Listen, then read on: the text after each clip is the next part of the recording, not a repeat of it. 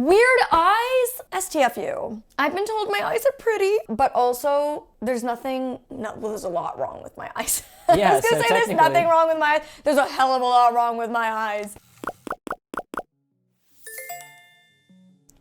I just took my Prozac, so we should be good to go. I highly don't recommend intentionally exposing yourself to ableism because it does make you feel some kind of way. I'm not gonna lie. But I feel like, it's quite literally my job to try and be a part of changing ableist rhetoric, and what better way than to react to a bunch of ableist comments that were left on the podcast episode I did with Dr. Mike. If you didn't see it, I recently was on Dr. Mike's podcast, The Checkup with Dr. Mike. Take a shot every time I say Dr. Mike. I adore Dr. Mike. He is, him, I adore him.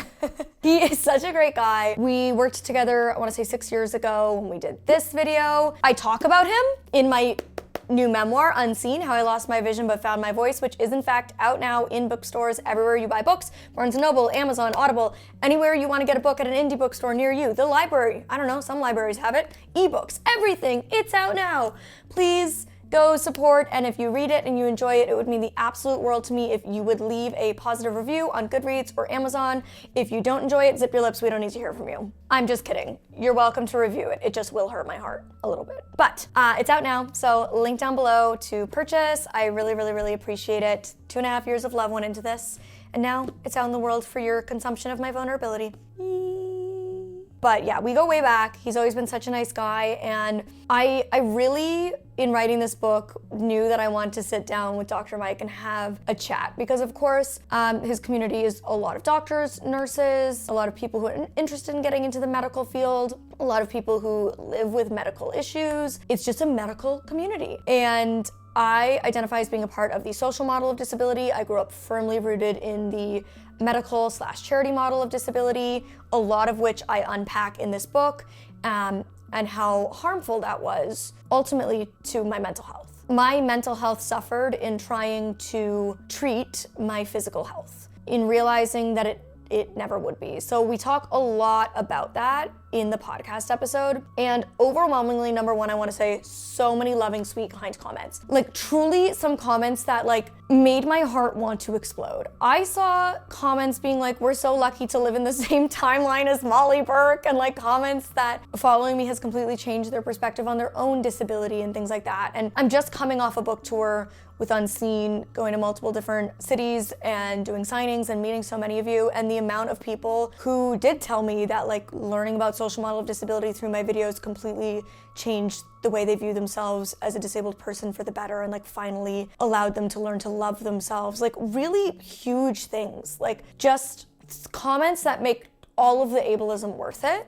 So I want to first acknowledge all of you who left so much love and support and kindness, and overwhelmingly that outweighed the ableism that I saw. But my work is about trying to, at least from my own perspective, share my story and my words and my heart and why I feel a certain way. And you don't have to agree with me. You don't have to feel the same way that I feel, but I want to share the way that I feel in the hopes of empowering and freeing other people from the negative place that wanting to be cured left me in personally. And a few of the comments that I did see, one of them I replied to. I quite literally, I was like, I never respond to hate. I couldn't not. I had to. At the end of watching me talk about this for an hour and a half or something, they commented that accommodating disabled people is a burden to society. They used the word burden to refer to disabled people twice in 3 sentences. I actually, not gonna lie, I typed up my response and then I was like, let me run this by ChatGPT. And then I submitted my response and I was like, what do you think tonally? And it was like, go for it, girl. And I was like, thank you, I appreciate your support. So I responded with this. So basically, my response to accommodations being called a burden is that designing for disabled people is innovative and creates better solutions for everybody, right? The curb cut phenomenon. If you saw my TED Talk, you saw me mention multiple circumstances where designing for disabled people has helped the rest of society. And that happens over and over and over again. Voice assistant, being able to use Alexa, you're welcome. That was designed for blind people. Audiobooks, designed for blind people. Now everybody reads them on the road trips. Captions, everybody's watching, scrolling on TikTok when they're in a noisy cafe and they're watching the captions. My French sister-in-law watches the movies with captions when we watch movies as a family in English so she can follow along. Something that was designed for deaf and hard of hearing is now helping everybody. This happens time and time again. Accommodating disabled people is not burdensome to society. You are better because you have designed for us, and you are benefiting from that. You're welcome, actually. And calling disabled people a burden is the very problem. How on earth do we expect to raise a generation of disabled people who are confident, strong, capable leaders who believe in themselves when we've told them their whole lives that their very existence is a burden, and that therefore the burden is on them as one single individual to change something that is a core part of their identity and who they are and is unchangeable. Like, I want to be so clear, a cure does not exist for me. And there are so many disabled people who a cure will never exist for them in their lifetime. They will die disabled the same way they were born disabled or became disabled. That is their forever existence. And for you to sit here and call their existence a burden is so objectively effed up. Like, the lack of empathy is astonishing in itself. But then the lack of understanding that we can contribute to society is so frustrating to me. And I don't understand how people can't fathom that being told your whole life that you're the problem because you were born in a body that's not like the rest of us, and you need to change even though it's impossible. So you should just sit with that feeling forevermore now, that you're not enough. How do we not see how problematic that is and how harmful to mental health that would be? And Dr. Mike asked me a question in the podcast around, like, do I think that the way charities speak about fundraising for research, medical research, often being extremely ableist, is okay if ultimately that means they're raising more money that helps the community? And my answer was no, ultimately, and I gave an answer as to why. But I want to add on to that answer, which is to say that I don't think it's ethical or moral to spread hateful rhetoric, ableist discriminatory rhetoric that harms people in the name of helping other people. So I don't think it's okay to speak poorly about the life of a blind person in order to fundraise for RP, when all the people who are blind that don't have RP that will never benefit from that research are harmed by that language. I just don't think that's okay. And that's just my stance. And I say that because I was deeply harmed and wanted to end my life because of that rhetoric that I was surrounded by my whole life. And I never want to contribute to making other people in my community feel like they need to change to fit the world. The world needs to change to fit you. So that's obviously clearly very much my stance. And I enjoy having these kind of conversations, even though it can make me feel emotional and heated, because it is very much my own wounds. But like off camera at the end of our uncut, like almost 2-hour conversation between Dr. Mike and I, he said to me that this conversation has forever changed the way he will think about disability. That's why I have these conversations. So just know that the positive love is the reason I do this. The people who are changed by my words are the reason I do this.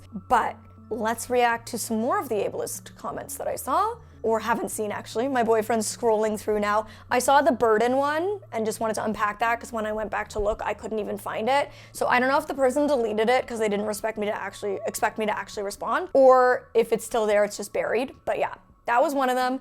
Another one said that I don't want to be cured because my career would be over. You deeply underestimate my ability to make good content. If I got my sight back, the content I could make, oh my God. Think of it. That's months. That's years of content. The book I would write, the speeches I could give, trust me. The content would be fire if I got my sight back. And it also said that people don't want to be cured of their disability because they don't want to have to get off government assistance and get a job. Clearly that person's never been on disability because we've talked so many times on this channel about how it is unlivable and a system that is essentially like systemic oppression. It is designed to keep disabled people in poverty and reliant. So absolutely, I don't think anybody is on disability by choice. People are on disability because it is a safety net that is far too small, but it is the only safety net that is there for them when the rest of the world fails them. That's my retort to that ableist comment. Now, on to ones that we might actually have screenshots for. Okay, this comment isn't necessarily ableist, but it is kind of ableist, but it's very funny. Give it a go. It just says, is she AI? What's going on with her weird eyes? Weird eyes? STFU. I've been told my eyes are pretty, but also there's there's a lot wrong with my eyes. Yeah, I was gonna say there's nothing wrong with my eyes. There's a hell of a lot wrong with my eyes. But it's so funny to think that I'm AI because my eyes shake. Have you never seen nystagmus before? Please. If you're, I'm just assuming everybody on my channel, the only people watching this follow me. Yeah, true. But if you're seeing this and you don't follow me, I have nystagmus, which causes involuntary eye movements. They are completely outside of my control. I've had them since I was born. They never stop. My entire eyeball, the whole globe, is shaking constantly in my head. In my case, it's in circular motions. Even when I close my eyes, I can put my finger over it and it's vibrating. There was another comment that I saw that essentially said that they think I'm lying about not wanting to be cured. And I saw that one, yeah. Every disabled person who says that is simply coping. It's a coping mechanism. I want to be so very clear. No, be not clear. Be blurry. Be blurry like my eyes. If it's a coping mechanism, so what? So what? Like if this helps me cope with my unchanging existence, who cares? Regardless, like the language we use in medical and charity models is ableist and harmful. So me advocating that we should tweak that language. I never say that we should stop researching, ever. I never say that. I say that I have a problem with the PR and the marketing of it because it's ableist. I am not advocating that we should stop researching or fundraising for that research. I am saying we should better allocate funds as well to infrastructure changes and changing society to be more accommodating to everybody who lives in it. And I'm saying that for the fundraising and for the research aspect of it, we should change the way we speak about it because it's harmful actively to my community at large.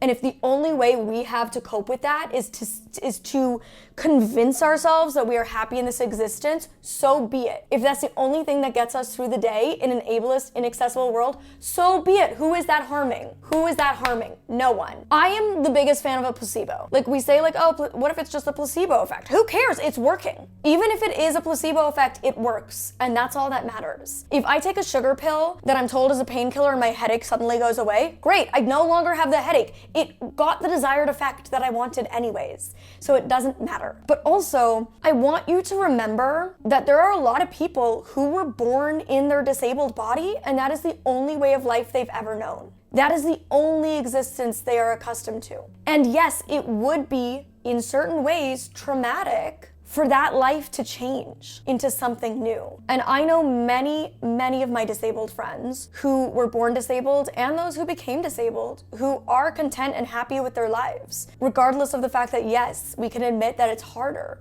and that we have challenges that non-disabled people don't. We also have an incredible community. Do you know how devastated I would be if I got my sight back and I wouldn't be able to have a guide dog? That would literally be the hardest part for me. Not being able to bring my dog everywhere with me would be so hard for me. I have spent 18 years of my life, from 13, with a dog 24/7 next to me, in like the most unbelievable deep bond. Like even if I had a pet that I was close with, there's no relationship that compares to a dog who sees for me and keeps me safe in the world. The connection we have is unlike any other relationship I could ever have with an animal. And I would lose that. That is a loss. That is a loss that I would experience. And no, getting my sight back wouldn't take the compassion away that being disabled has taught me. It wouldn't take away the empathy that being disabled has taught me. It wouldn't take away a lot of my life experiences. But I would have to relearn and rediscover a whole new version of myself. And I had to do that once already. And so much of my identity is interwoven. And so much of my lived experience every day is interwoven with my disability, for better or worse. All of that would change. I would have to relearn how to live life in like the very literal sense of being able to do daily tasks. I would have to relearn how to read and write, learn how to drive a car, learn how to cook, learn how to do my makeup in new ways. Like everything I would have to learn how to do differently. I would also have to emotionally like figure out who the hell I am. Like, I don't know. It's hard to put into words that yes, while there would be beauty and wonderful things that came with getting sight back, there would also be things that are really hard and unexpected. I often think seeing would feel very overwhelming. And you hear from people in the deaf community who get cochlear implants that they can't wait to get home at the end of the day and take them off or turn them off. Same with hearing aids. I've heard people say that if they're sick, they literally keep their cochlear implant off for the whole week. Like, they don't want to hear. It's overwhelming for them. It can give them headaches. So yes, while being able to hear in certain places and times might benefit them, it is also nice for them to not hear at times. That is something that many people in the deaf community who have received these things have said. And many deaf people choose not to receive those interventions even though they've existed for a long time. And so yes, I think it's, sure, for some people, it could be a coping mechanism. And I think certainly at the early stages for me, it was a coping mechanism. I said it even though I didn't feel it. At this point in my journey, I deeply feel that. I believe that I don't want to be cured. I mean, there's a medical trial I could put myself forward for right now, and I haven't. I reserve the right to change my mind. I'm only 31. I've changed my mind about many things many times over in my life. So maybe one day I will change my mind. But right now, I firmly believe that is where I stand, and it's not just coping. But if it is, so be it. It's not harming anyone. So this person says, it's kind of hard to find the logic in not wanting to enhance the quality of your life. I hate that so much. Ableist. Enhance the quality of your life. We live in a world where when people were polled about what their biggest fears are, blindness came above dying of cancer. Blindness was number one.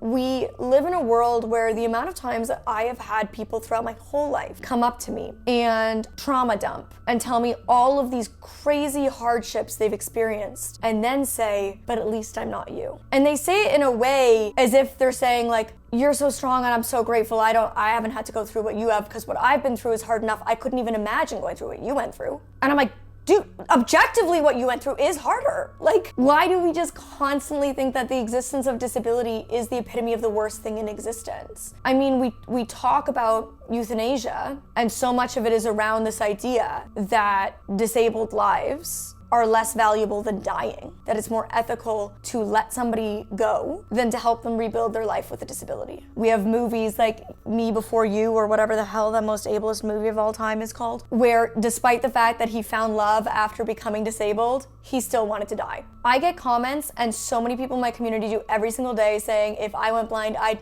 myself. For you to know nothing about me other than that I am blind and assume that my life is not worthy enough, not good, must automatically suck.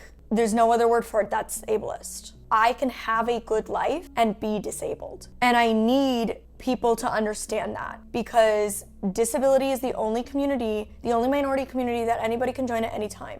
And I need you to know that if you become disabled or your loved one becomes disabled, it is possible to live a good life. Life is hard regardless of disability status. We will all face hardships again and again and again. That's life. Hardships come to different varying degrees, but if I could see, I would just have other hardships. And I've learned how to cope with the ones that I've got. But to say that getting sight back would just like automatically objectively enhance my life no matter what, I just don't think we can say that that's true, because it's like the butterfly effect. Getting my sight back would change so many other layers of my life. My friendships, my relationship, like our dynamic as a couple would very much change, right? Like there is so many ways in which me seeing again would change every other aspect of, to be honest, I think I would have an extreme identity crisis and probably a mental breakdown. I mean, I wouldn't be able to pick my nose around you anymore. I think I'd have to break up with you. All the things I wouldn't have to be able to do. No, but like seriously, I think I would have to go on like a serious solo trip and like reflect on everything. I think it would come with so much. I remember seeing Aria Miliberti talk about it, because she did get contact. She was in the All the Light You Cannot See, We Cannot See. And she got like contacts or something that gave her a lot of her sight back. Like she doesn't need to use a guide dog or a cane anymore. And she talked about how actually like there was a lot of heavy emotion that came with that. Like the realization of how ableist the world was now that she's not seeing ableism in her day-to-day life. Like realizing how much easier life is for non-disabled people was actually really hard for her to handle. And I think it would be similar to me. Like, I think I would really struggle a lot. So this is a long one. I'm going to read the whole thing. Oh, goodness. I'll try to bite my tongue. I know you'll have a lot to say. Okay. So, I get what she is saying, and generally I sort of agree. We should accept ourselves no matter our ability. My only hang-up is if there is a cure, and you can gain a part of yourself that was lost with a little personal cost or energy, then I feel like it's just being willingly disabled. Sight is a beautiful thing we get to experience, and for me personally, who is disabled in other more invisible, more incurable ways. More incurable. Mine is as incurable as it gets, but go on. Yep. I also, as an artist that values those senses and abilities greatly, I can never imagine a world in which I would deny ever having to experience this again if given the option. Now, if she is fine with that, that's her choice. But she's actively making her life more difficult if, in this hypothetical, she has the option, and to me, that's strange. Okay, I am not actively making my life more difficult. The world is actively making my life more difficult by being inaccessible and unaccommodating. That ain't on me. But the way in which that I have learned to experience the world through my other senses is a beauty that you will never experience with sight. You can't. Exactly. So I also experience so much beauty and depth in the world that you lack. But why don't we talk about what I gain ever? One way I was just thinking, like a way to explain ableism is like imagine a world where some people in society can see ultraviolet light and they design TV screens that only display ultraviolet light. So you can't see that TV screen unless you can see ultraviolet light. But everyone else who can't see that can't access that thing. Do they need to now get a surgery to make them able to access that, or should we just change the TV screen? Thank you. Literally, it's that simple. And it's not even saying that if the cure existed, I wouldn't take it. It's that I don't want to put my time, energy, and effort into looking for it. I don't care. I don't care to. And also, it's like to say, like, with little effort, who's getting a cure without like some form of invasive medical procedure that's expensive? Like, there is either like completely like genetic therapy or like replacing your eyes with like cameras, robots, or like and any of these brain solutions. chips. Yes, and crazy. Any of these solutions will need, at the very least, some form of invasive medical procedure that is likely very expensive. And yeah, who said little personal cost or and like personal like extremely expensive? It's not like I'm gonna like it's not like I'm like, oh, if a magic fairy came to me and just waved a wand, I would say, don't do it. Like, no. But what I'm saying is I spent so much of my life growing up being told you'll be cured. My parents were told I would be cured within 10 years of my diagnosis. I was diagnosed in 98. We're no closer. We're maybe marginally closer. And that's just recent. But there are so many forms of blindness. There are so many forms of disability. And I really feel like people, when they hear about like social versus medical versus charity models, they like really misconstrue it. It's like they think that I'm saying like, we should stop all medical research. No, it's like, even when Dr. Mike was like, well, what about with diabetes? I'm like, we should treat diabetes. Objectively, yes, clearly, obviously. That's not what I'm saying.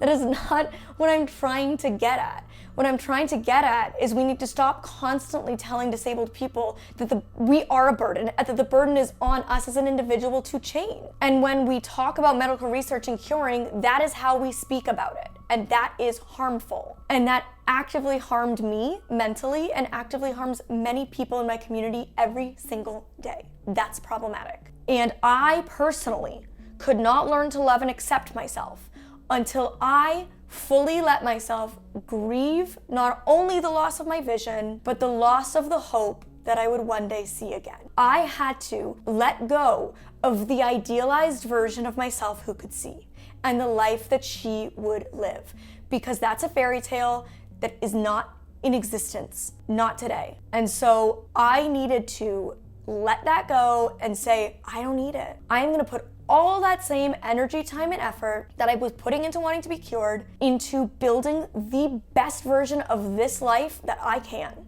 And in order for me personally to do that, I needed to completely shut the door in my mind on the idea of ever seeing again. And I had to be completely at peace with the fact that that might never happen, and I'm not gonna open that door and think about it because it does not do me any good. It's the same for many people in my community, and many people in my community have only ever been told the cure charity model rhetoric.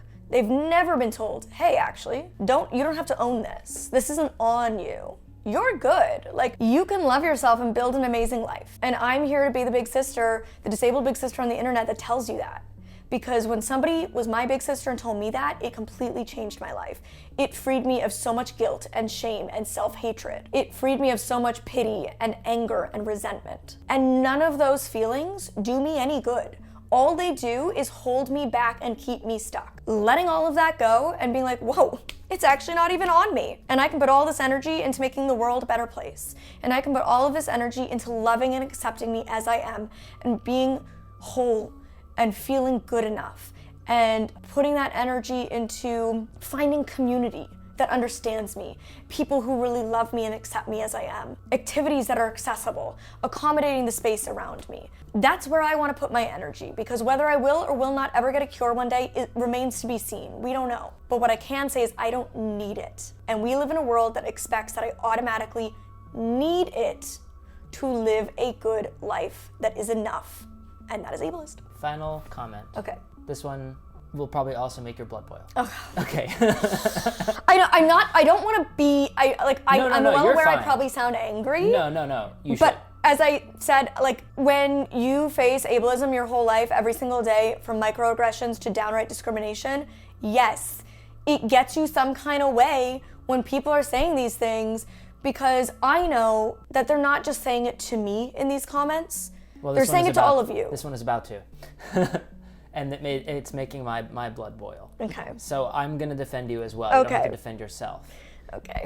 If it's making your blood boil, it's not good. Yeah. So, well, all of them do. I've seen people try to make personal attacks on you before, and it's the same thing.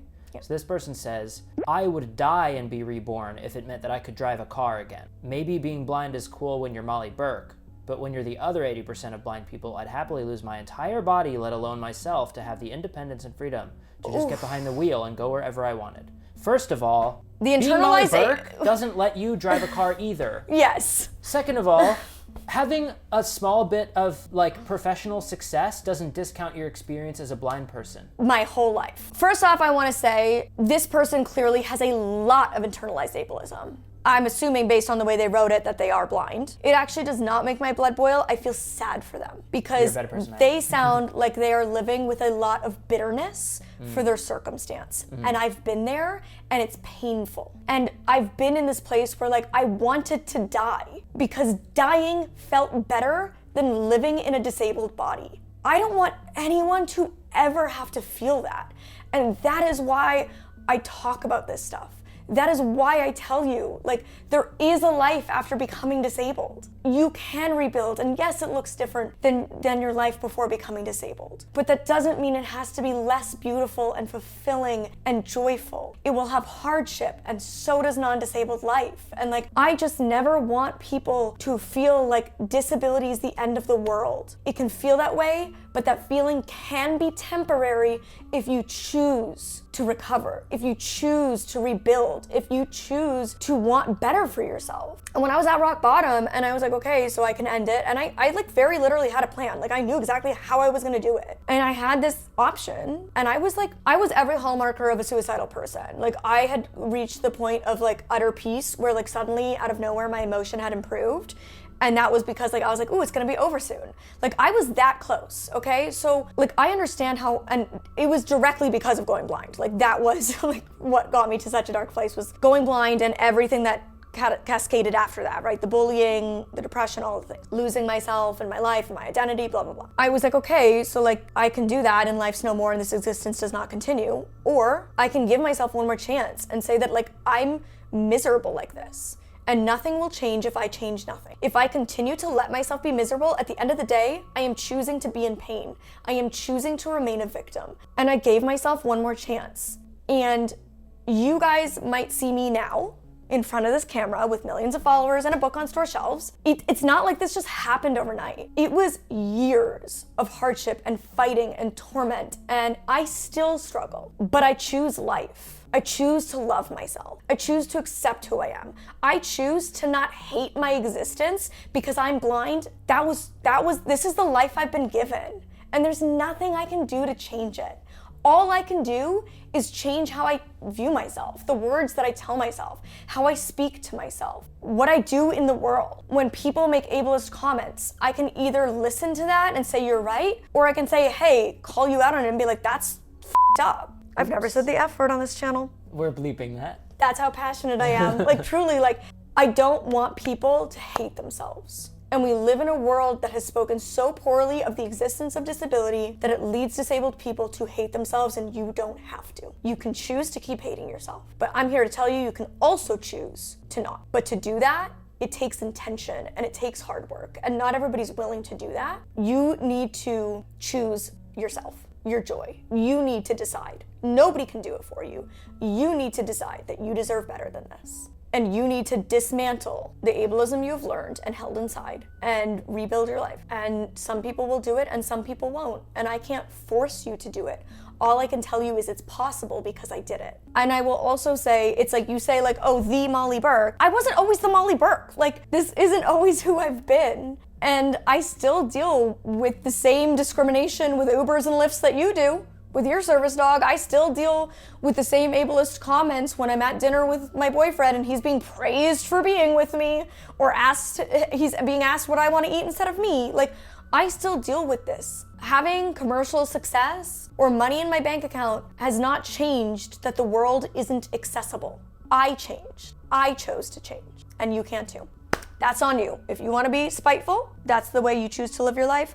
I choose to live my life in positivity. And every time I think negatively, I try my best to intentionally catch that negative thought and flip it. And I have trained my brain to do that with years of intention, with years of therapy and active self-work to grow and to learn and to be better. That was fantastic. That's all I have to say. There was another comment that was something like, this seems like a really unhealthy person. Do you know if she's been in therapy? I think she needs therapy. And listening to what you just said, I'm like, this sounds like the most healthy, mentally secure person. Like, which is so funny because actually in the Dr. Mike interview, I don't know if it made it into the final edit or not because I didn't watch the final edit, but like in our conversation when we were being interviewed, like he was like, this seems like it's coming from a really healthy place. Mm-hmm. Like your mindset seems like you're just in a really good place, and I'm happy that you're speaking I think you said out that of this. after the podcast? Yeah, I can't remember yeah, I if think it we was hit like cut cameras, but yeah, like that. he was saying that it just like it seems like I'm in a really mentally well place, and that makes him really happy. And yeah, I feel, again, in this video, times I've come off a bit angry or aggressive, but that's because of the hate, the negativity of the way people treat my community. It's not because of the way I view myself. I am good as I am, and you can be too. And I do not need more therapy. Unfortunately, I've learned to therapize myself a little too much.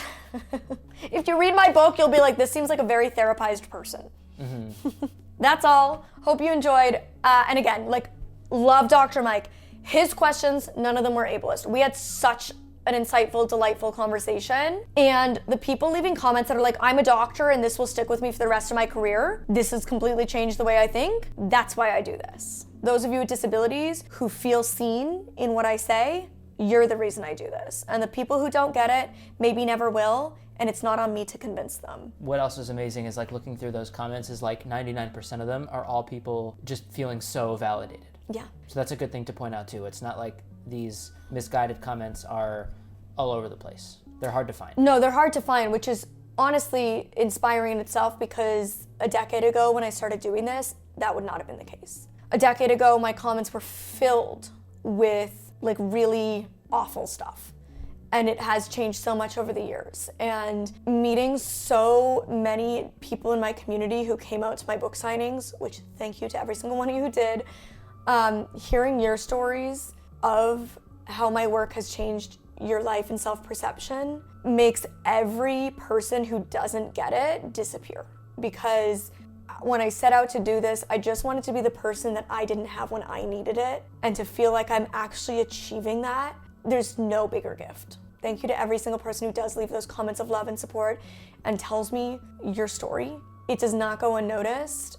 It means the world to me, truly. So thank you. And until next time, before I get too emotional, you can click over here to watch me do some relaxing ASMR. Love that my last video is like chill ASMR with fidget toys, and this video is rage against the ableism. Or you can click over here to watch another video I did years ago with Dr. Mike. Okay, love you guys. Bye.